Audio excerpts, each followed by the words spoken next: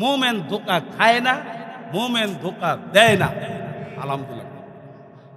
মোমেন ধোকা খায় না, মোমেন ধোকা দেয় না, এর স্পষ্ট দৃষ্টান্ত আমার পীর সাহেব হুজুর চরমনাই।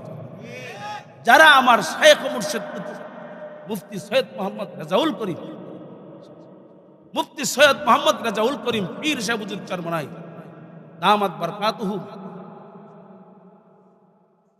সলিড একটা মন নিয়া মোমেন হইয়া আরেকজনকে মোমেন ভাইবা ইসলামের একটা বাক্স করতে চেয়েছিলেন, কিন্তু তারা ধোঁকা দিয়েছে।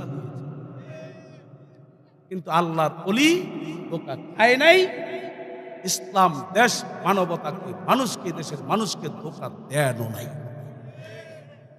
আপনি এখন তানার পক্ষে থাকলেও পারেন, বিপক্ষে যাইল, কারণ উনি আমার মালিককে ভয় করেন। পীর সাহেব চরমনাই কার ভয়ে একা পথ চলতেছেন? জোরে বলেন। এদেশের হক্কানি ওলামায়ে কেরাম পীর সাহেব হুজুর চরমনাইয়ের সঙ্গে আছে। পীর সাহেব হুজুর চরমনাইয়ের সঙ্গে এদেশের প্রকৃত ইসলাম বুকে ধারণ করেন তারা আছেন। পীর সাহেব হুজুর চরমনাই ক্ষমতার রাজনীতি করেন না, ইসলাম দেশ মানবতার মুক্তির জন্য রাজনীতি করেন। পীর সাহেব হুজুর চরমনাই দামাত বারাকাতুহুম উনি, আমি তো বলি, বাংলার অবিসংবাদিত নেতা। পীর সাহেব হুজুর চরমনাই বিচক্ষণ একজন নেতা।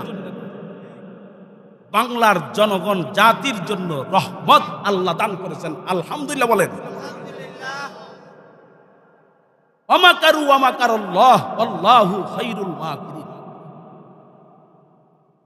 আল্লাহও চক্রান্ত করেন, বান্দা বান্দিও মানুষও চক্রান্ত করে, তবে আল্লাহ পাকের সুকৌশল সর্বোত্তম। আল্লাহর কাছে সবাই টিকতে পারবে, আল্লাহর পাগলরা আল্লাহর পক্ষে থাকবে। যারা বলেন কথা ঠিক না ঠিক?